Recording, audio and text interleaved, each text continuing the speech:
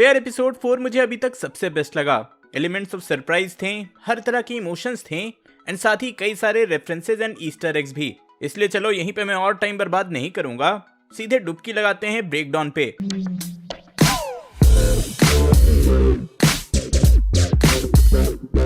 Episode start वहीं से होता है जहां जैक ने क्लिंट के गले पे रोनिन की स्वॉर्ड रखी थी। अब इस पूरे सीक्वेंस में सबसे पहले तो केट के फैमिली को पता चल जाता है कि वो हॉकाई के साथ काम कर रही है। वहीं एक चीज और क्लियर हो जाती है कि क्लिंट एंड जैक एक दूसरे को नहीं जानते हैं। अब ये मेरे लिए थोड़ा इंटरेस्टिंग था।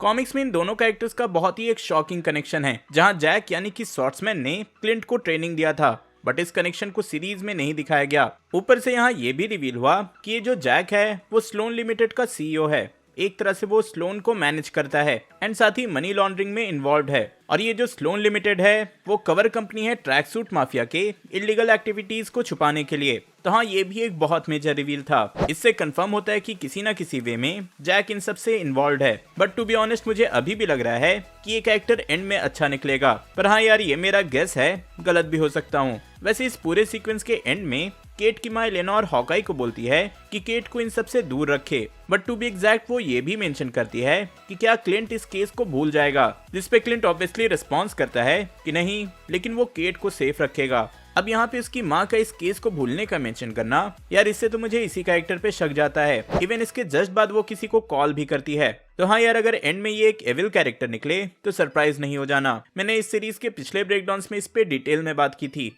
वैसे इस सीन में जाते आते क्लिंट रॉनिन की स्वॉर्ड भी ले जाता है, विच मीन्स कि अब उसके पास रॉनिन का पूरा कॉस्ट्यूम है। भाई बस एक बार वो इसे फिर से पहन ले तो मजा ही आ जाएगा। वैसे आपने नोटिस भी किया होगा कि यहाँ क्लिंट अपनी वाइफ लॉरा से भी हेल्प ले रहा है एंड यार वो सक्सेसफुली हेल्प भी कर रही है। अभी तक हमें उसके वाइफ को लेकर ऐसा कोई भी डिटेल नहीं दिया गया था। ऐसा फील होता था कि वो एक नॉर्मल सिटीजन होगी, बट जैसे उसने तुरंत जैक एंड स्लोन लिमिटेड के डिटेल निकाल लिए एंड ऊपर से उसने अवेंजर्स कंपाउंड वाले वॉच को भी मेंशन किया and in the end track भी कर लिया, तो यार इससे गेस किया जा सकता है कि शायद वो भी किसी तरह की एजेंट हुआ करती थी। एक सीन में क्लिंट केट को एक्सप्लेन भी करता है कि अवेंजर्स कंपाउंड में जो वॉच था वो जिसका भी था वो क्लिंट के साथ काम किया करता था, पर उसने कई सालों पहले ये काम छोड़ दिया।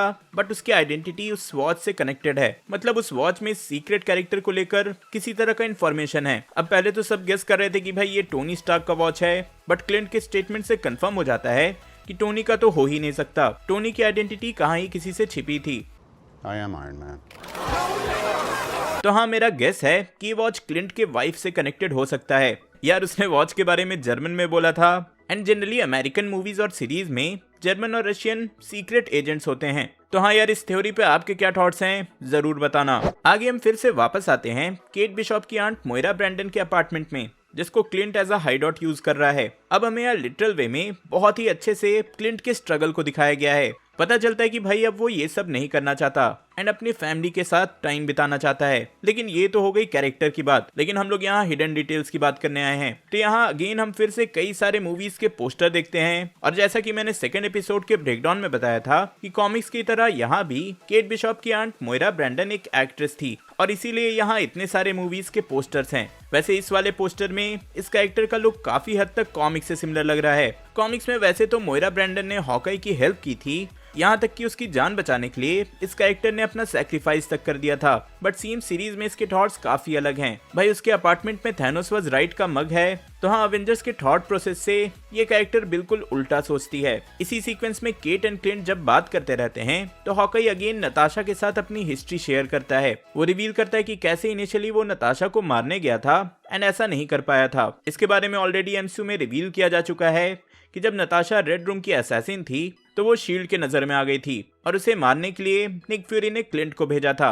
क्लिंट ने जब नताशा का टैलेंट देखा एंड उसके अंदर का एक अच्छा इंसान देखा तो वो उसे मार नहीं पाया एंड निक फ्यूरी को रिकमेंड किया कि उसे शील्ड में ले लिया जाए, जिसके बाद वो पूरा बूडापेस्ट वाला इंसिडेंट हुआ। इफ आप ब्लैक विडो देखे हो तो जानते ही होगे। वैसे यहीं पे केट क्लिंट के लॉस के बारे में बात भी करती है कि कैसे ब्लिप के टाइम उसने अपनी पूरी फैमिली को खो दिया था, और इससे वो गेस कर लेती है कि क्लिंट ही रोनिन बना है। अब यहीं पे मैंने एक चीज और नोटिस की, ऐसा कोई मेजर डिटेल तो नहीं है बट एक छोटा सा पैरेलल है स्टोरी लाइन में। तो हाँ, आपने नोटिस किया होगा कि क्लिंट को अक्सर नाइटमेयर्स आते रहते हैं, स्पेशली जब वो रोनिन था उस टाइम से। और मुझे ये काफी सिमिलर लगा विंटर सोल्जर से, जहाँ उसको भी ऐसे ही नाइटमेयर्स उसके पास्ट से आते रहते हैं।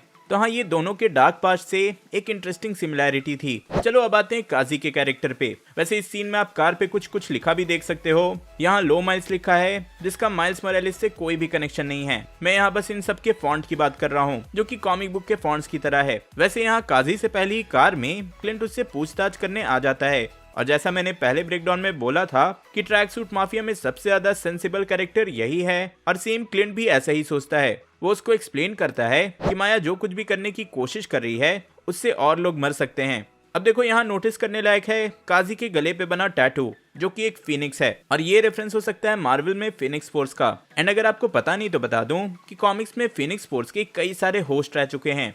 एक्समैन की मूवीज में भी आपने डार्क फिनिक्स को देखा होगा, बट अगर अभी लेटेस्ट में बात करें तो फिनिक्स फोर्स की होस्ट कोई और नहीं बल्कि माया लोपेज है। तो हाँ, ये एक इंटरेस्टिंग ईस्टर एग था, जो कि शायद बहुत कम लोगों ने नोटिस किया होगा।